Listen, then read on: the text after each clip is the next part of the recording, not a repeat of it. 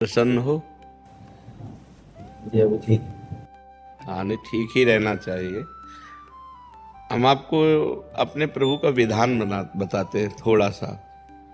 जब प्रभु किसी पर कृपा करते हैं, ये वैभव मिलना कृपा नहीं है, ये पुण्य है। पुण्य से एक घोर पापी को भी बहुत देखो, पाप करके भी उनका कोई पुण्य है जिससे वो सुकृत पूर्व के सुकृतवश चल रहे हैं, नया पाप है। ये वैभव बढ़ना या यश बढ़ना, ये भगवान की कृपा नहीं मानी जाती। भगवान की कृपा मानी जाती है अंदर का चिंतन बदलना, जिससे आपके अनंत जन्मों के संस्कार भस्म होकर और अगला जो है वो बड़ा उत्तम होगा। अंदर के चिंतन से होता है, बाहर से कुछ नहीं होता। मात्र अंदर का चिंतन। अच्छा, अंदर का चिंतन हम लोगों का स्वभाव बन गया बहिर्मुखी। बहिर्मुखी मतलब बाहर, बाहर यश, कीर्ति, लाभ, विजय, इससे हमको सुख मिलता है। अंदर से कोई मतलब नहीं रखता कोई विरला ही अंदर से। अब क्या होता है, भगवान जब कृपा करते हैं तो संत समागम देते हैं, फिर दूसरी जब कृपा होती तो विपरीतता देते हैं, और फिर अंदर से एक रास्ता देते हैं। ये मेरा रास्ता है, ये परम शांति का रास्ता है, ये शांति का रास्ता नहीं। भगवान वो रास्ता देते और जीव को अपने पास बुला लेते हैं। बिना प्रतिकूलता के संसार का राग नष्ट नहीं होता। किसी को भी वैराग्य होता है तो संसार की प्रतिकूलता देखकर वैराग्य होता है। सब कुछ हमारे अनुकूल है तो हम आनंदित होकर उसका भोग करते हैं। जब हमारे ऊपर प्रतिकूलता आती है तब ठेस पहुंचती है कि इतना झूठा संसार, तो अंदर से भगवान रास्ता देते हैं। ये सही है। भगवान बिना प्रतिकूलता के इस संसार को छुड़ाने का कोई भी औषधि नहीं रखी। आज तक जितने बड़े महापुरुष हुए हैं, जिनका जीवन बदला है, उनको प्रतिकूलता का दर्शन करके बदला है। तो कभी प्रतिकूलता आए तो उस समय आनंदित हो कि मेरे ऊपर अब भगवान की कृपा हो रही है, कि मुझे सतमार्ग में चलने की प्रेरणा मिल रही है। अगर सतमार्ग छूटा हो, ये सब तो एक सेकंड के लिए आप विचार कीजिए। अब अपना सुधार कर लो, अपने जीवन को सत्य में ले आओ, तो अगला जो होगा वो बहुत जोर का होगा। चाहे जन्म हो तो श्रीवान, कुलवान, धनवान, वैभव संपन्न ऐसे, और भक्ति की अनुकूलता, भक्ति की अनुकूलता।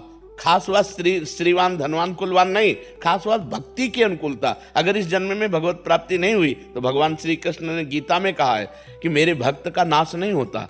मैं कुलवान, धनवान, श्रीवानों के कुल में जन्म देता हूं और फिर पुनः भक्ति का माहौल देता हूं, और पूर्व का जो भजन छूटा हुआ हो वहीं से उसको। अब बिल्कुल ऐसे ही रहो जैसे रह रहे हो, बिल्कुल संसारिक बन करके रहो, लेकिन अंदर का चिंतन आपका बदल जाए।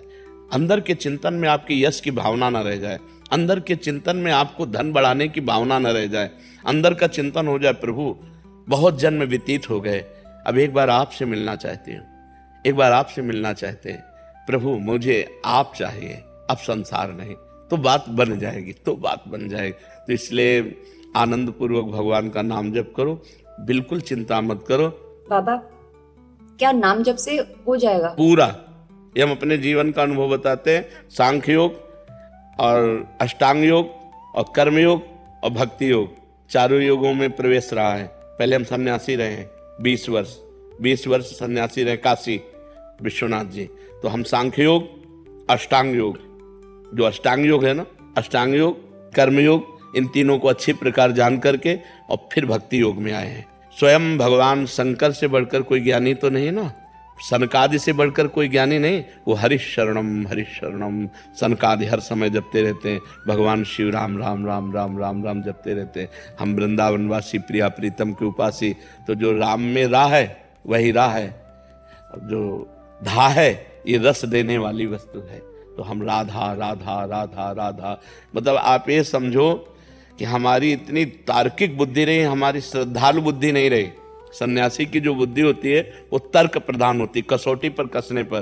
तो हम केवल भावुकता में राधा राधा का प्रचार नहीं कह रहे कि हमने सुना और ऐसे ग्रंथों में पढ़ा हो, ऐसे कह रहे, स्वयं स्वाद लेके कह रहे और विश्वास के साथ कह रहे कि यदि आप राधा राधा जपते हो तो इसी जन्म में भगवत प्राप्ति हो जाएगी, इसी जन्म में।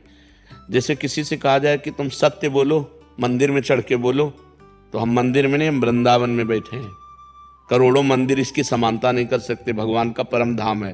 अगर राधा राधा नाम चल रहा है तो इसी जन्म में भगवत प्राप्ति हो जाएगी। हमारी आखिरी श्वास यदि राधा, तो मुझे श्री जी की प्राप्ति, भगवान की प्राप्ति हो जाएगी, इसमें कोई संशय नहीं। और किसी साधनों की कोई आवश्यकता नहीं। आप केवल अंदर ही अंदर चलाइए और लिखिए। देखो, हम जो कह रहे हैं उसको समझो। बहुत अधिक नाम जपने की हमें चेष्टा नहीं करनी, कम संख्या हो लेकिन मन लगा करके हो।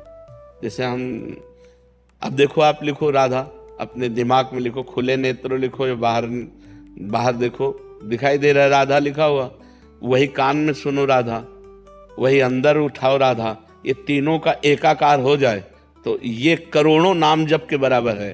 देखो, जैसे हम बोला राधा, ऐसे हम 1000 राधा नाम बोले तो हम बोला राधा, ये उपांशु है, इसे उपांशु कहते हैं। राधा राधा राधा राधा 1000 बार, ये उपांशु हुआ।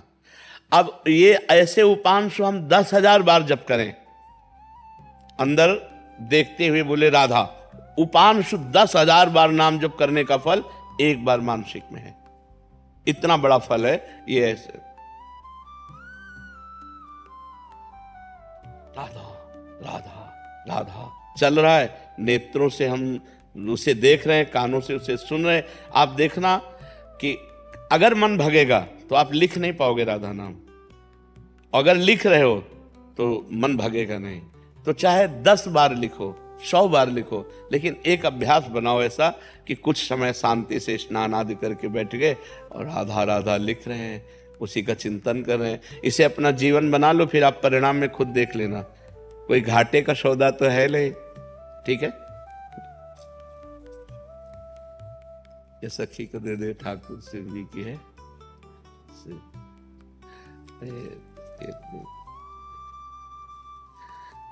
खूब आनंदित रहो, नाम जप करते रहो, प्रसन्न।